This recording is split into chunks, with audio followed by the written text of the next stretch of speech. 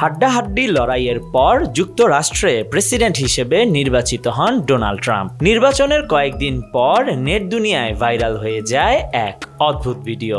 দেখা যায় ট্রাম্প তার প্রতিদ্বন্দ্বী কামালা হ্যারিসের চুল কেটে দিচ্ছেন। এই ভিডিওটি নিয়ে নেটিজেনদের মধ্যে নানান মন্তব্য শুরু হয়ে যায়। কেউ বলেন ট্রাম্প কি কামালা হ্যারিসের প্রেমে পড়েছেন, আবার কেউ বলছেন নারী শক্তির কাছে হার মানতে হলো, আবার কেউ বলেন বাইরে পলিটিক্স যুদ্ধ, ঘরে শান্তি। কিন্তু আসল ঘটনা কি?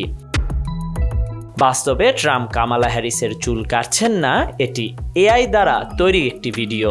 এআই বা কৃত্রিম বুদ্ধিমত্তা আজকাল এমন অনেক কিছু করতে পারছে যা দেখে মনে হয় তা বাস্তবেই ঘটছে। সিনেমা থেকে শুরু করে খবরের প্রতিবেদন সবকিছুই এখন এআই প্রযুক্তি দিয়ে তৈরি হতে পারে।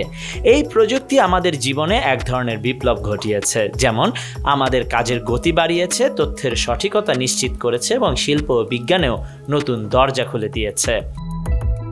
কিন্তু এআই যেমন মানুষের জন্য উপকারী হতে পারে, তেমনি ক্ষতির কারণও হতে পারে। ভুল তথ্য ছড়ানো, জনমনে বিভ্রান্তি সৃষ্টি করা, এমনকি রাজনৈতিক বা সামাজিক পরিস্থিতির ওপর প্রভাব ফেলা, এটা সবই সম্ভব এআই এর মাধ্যমে।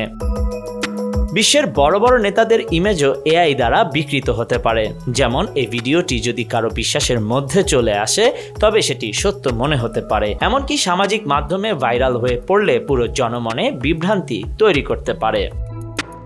তাই এআই এর সুবিধা অসুবিধা সম্পর্কে আমাদের ভাবতে হবে। আর বর্তমান সময়ে সত্য আর মিথ্যার পার্থক্য করা অনেক সময় অসম্ভব হয়ে পড়ে।